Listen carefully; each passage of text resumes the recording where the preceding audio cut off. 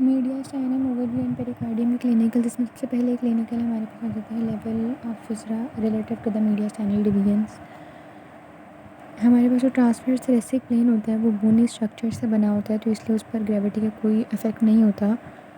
Basically ये superior और inferior मीडियास्टाइनम के दरमियान की एक डिवीजन होती है, लेकिन जो बाकी सॉफ्ट पार्ट्स हैं, स्ट्रक्चर्स हैं, विसरास वगैरह हैं, उन पर ग्रेविटी का इफेक्ट होता है। जैसे सुपाइन या कैडेवर के अगर हम देखें पोजीशन, तो उसमें विसरा हायर प्रेजेंट होते हैं, क्योंकि विसरा स्प्रेड कर जाते हैं, मीडियास्टाइनम हायर लेवल पर होती है एज़ कम्पेयर टू जब अपराइट या सिटिंग पोजीशन में हूँ, उसमें विसरा थोड़ी डाउनवर्ड होती है, क्योंकि जो सॉफ्ट पार्ट है वो सैग कर जाता है inferiorly due to the effect of the gravity. इसके फिर उन्होंने यहाँ पर हमें एग्जांपल्स दी हुई हैं कि आर्च ऑफ आयोटा जो होती है सुपाइन पोजीशन में वो ट्रांसवर्स थोरेसिक प्लेन के सुपीरियर होती है, लेकिन स्टैंडिंग में वो बिल्कुल ट्रांसवर्स थोरेसिक प्लेन उसे ट्रांसेक्ट कर रहा होता है। ट्रेकिया की बाइफर्केशन जो होती है सुपाइन पोजीशन में वो ट्रांसेक्टेड बाय द मतलब ट्रांसवर्स प्लेन से ट्रांसेक्ट कर रहा होता है, और स्टैंडिंग में वो थोड़ा सा नीचे आ जाती है इस प्लेन से। सेंट्रल टेंडन T9 के लेवल पर होता है, जबकि स्टैंडिंग पोजीशन में वो T10 और T9 के दरमियान आ जाता है। और इसी तरह सेंट्रल टेंडन सुपाइन पोजीशन में जीफस टनल जॉइंट पर होता है, लेकिन स्टैंडिंग पोजीशन में वो मिड जीफॉइड में आ जाता है।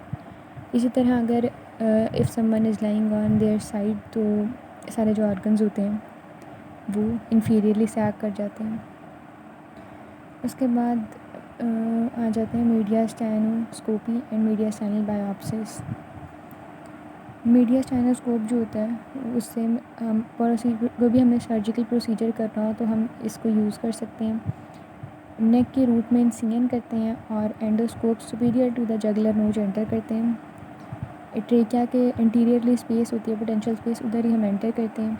बायोप्सिस के लिए एंटीरियर थेरेक्टमी वाला प्रोसीजर भी यूज़ किया जा सकता है, और ये जो मीडियास्टाइनोस्कोपी है ये भी biopsy of the mediastinal lymph nodes और कैंसर के डिटेक्शन के लिए होती है। उसके बाद वाइटनिंग ऑफ मीडियास्टाइनम, रेडियोग्राफ्स में हमें ये विजिबल हो जाती है, किसी भी ट्रॉमा की वजह से वाइटनिंग हो जाती है, जैसे हीमरेज की वजह से वाइटनिंग हो सकती है कि कोई भी जैसे आयोटा या सुपीरियर वेना केवा लेसरेट हो गई है, लिम्फोमा यानी लिम्फेटिक टिश्यू के कैंसर की वजह से, या हार्ट की हाइपरट्रॉफी हो गई है जिसकी वजह से commonly widening of the mediastinum हो जाती है।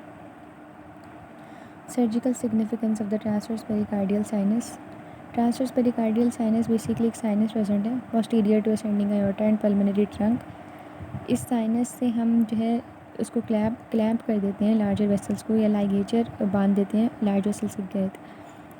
ये हम फिर इस लाइगेचर को टाइट करके हम ब्लड को डाइवर्ट कर सकते हैं, ब्लड को स्टॉप कर सकते हैं, और हमने अगर ट्यूब इंसर्ट करनी है कोरोनरी बाईपास मशीन की, तो वो भी हम इसी रीजन में इंसर्ट कर सकते हैं।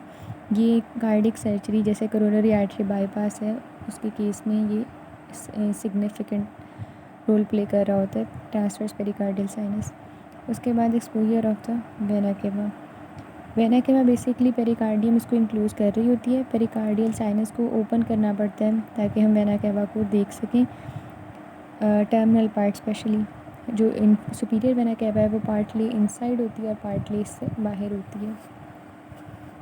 उसके बाद पेरिकार्डाइटिस, पेरिकार्डियल रब और पेरिकार्डियल इफ्यूजन आ जाती है। पेरिकार्डाइटिस बेसिकली इसमें चेस्ट पेन, सीरियस पेरिकार्डियम का रफ होना, ये कंडीशन होती है, और ऑस्कल्टेशन पर कोई डिटेक्टेबल साउंड नहीं आती। पेरिकार्डियल रब में लेफ्ट चैनल बॉर्डर अपर रिब्स के साथ रब हो रहा होता है, और इसके अंदर जो स्टेथोस्कोप पे साउंड आती है वो रसल ऑफ द सिल्क जैसी साउंड होती है। पेरिकार्डियम की अगर हम बात करें तो हार्ट की एफिशिएंसी कम हो जाती है अगर पेरिकार्डियम थिक है या इन्फ्लेम्ड हो गई है या कैल्सिफिकेशन हो गई है उसकी।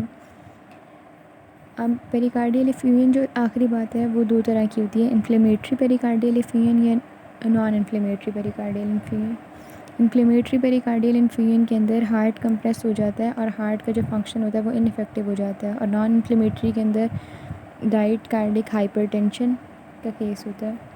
बेसिकली वीनस रिटर्न ज़्यादा हो जाता है और कार्डिक आउटपुट कम हुआ होता है, यानी कंजेस्टिव हार्ट फेलियर जिसे हम कह रहे होते हैं, तो वो कंडीशन डेवलप हो रही होती है नॉन इन्फ्लेमेटरी पेरिकार्डियल इन्फ्यूजन। उसके बाद कार्डिक टेम्पनेट आ जाता है जो कि इम्पॉर्टेंट कंडीशन है। इसमें बेसिकली ये हो रहा होता है कि हार्ट पर प्रेशर पड़ रहा होता है, ठीक है, हार्ट कंप्रेस हो रहा होता है, वॉल्यूम जो होता है हार्ट का अपना अंदर जो हार्ट का वॉल्यूम होता है वो कम हो रहा होता है क्योंकि हार्ट पर बाहर हार्ट कंप्रेस हो रहा है। अब इसके डिफरेंट रीजंस हो सकती हैं। इसमें जो नॉर्मली हमारे पास जो फिब्रस लेयर होती है वो टफ़ होती है और वो इनइलास्टिक होती है। डिफरेंट केसेस के अंदर इसके कॉजेज़ हैं डिफरेंट, जैसे पेरिकार्डियल इफ्यूजन इसका कॉज है। पेरिकार्डियल इफ्यूजन के केस में ये होता है कि वीनस रिटर्न लिमिटेड हो जाता है, कार्डिक आउटपुट कम हो जाती है और हार्ट क्योंकि कंप्रेस है, क्योंकि इस तरह हार्ट कंप्रेस है तो उसके अंदर वॉल्यूम जो है वो कम होगा।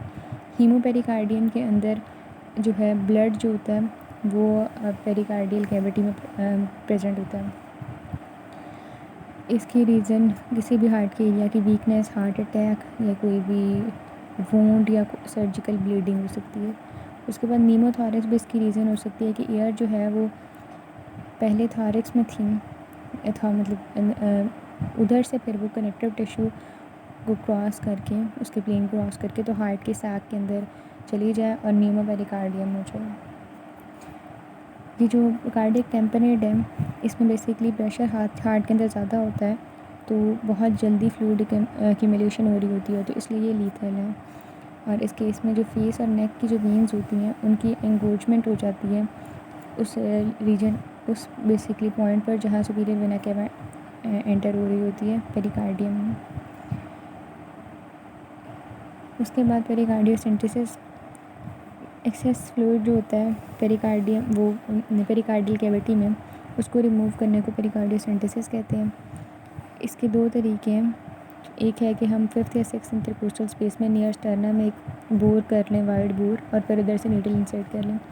दूसरा तरीका ये है कि ज़िफिस कोस्टल एंगल पे हम पोस्टीरियरली नीडल पास कर दें, लेकिन अगर हम ज़िफिस टर्नल एंगल पर पोस्टीरियरली नीडल पास कर रहे हैं तो हमें इंटरनल थोरेसिक आर्टरी को डैमेज नहीं करना, उसका प्रिवेंटिव मेजर्स लेने हैं। नियर द स्टर्नम वाले केस में ये था कि कुछ पार्ट होता है जो कि हार्ट का जो कि लंग कवर नहीं कर रहा होता, तो उधर ऐसा कोई प्रॉब्लम नहीं है 5th या 6th इंटरकोस्टल स्पेस के केस में। जो एक्यूट कार्डियक टेम्परेट के केस में इमरजेंसी में हमें थ्रेक्टमी करनी पड़ती है तो उसमें पेरिकार्डियल सैक को इंसाइज कर दिया जाता है ताकि फॉरेन से टेम्परेट और जो हेमरेज हो रहा है उसको रोका जा सके, रिलीफ किया जा सके। उसके बाद एबनॉर्मलिटीज़ ऑफ हार्ट आ जाती हैं, पोजीशन की जो बेसिकली हैं एबनॉर्मलिटीज़। जो हार्ट की फोल्डिंग होती है हार्ट ट्यूब की, वो अगर लेफ़्ट साइड की तरफ हो जाए तो हार्ट लेफ़्ट साइड की तरफ प्रेजेंट होगा, राइट साइड की तरफ प्रेजेंट नहीं होगा। एपेक्स मिसप्लेस हो सकता है राइट साइड की तरफ। इस केस में अगर सिर्फ हार्ट ही मिसप्लेस है तो डेक्स्ट्रोकार्डिया उसे कहते हैं, ये अनकॉमन कंडीशन है। साइटस इन्वर्टस जो है वो भी डेक्स्ट्रोकार्डिया के साथ हो सकता है कि वसरा जो है वो भी वही इन्वर्टेड है। इस केस में हार्ट डिफेक्ट्स के चांसेस कम है क्योंकि सारे वसरा इन्वर्टेड हैं और हर चीज़ जो है वो नॉर्मल फंक्शनल ऑर्डर में पड़ी हुई है। जिस फंक्शनल ऑर्डर में उसे काम करना है, जहाँ से ब्लड ने जहाँ जाना है, तो वो सब कुछ ही उलट हो गया, तो हर चीज़ अपना काम कर रही है।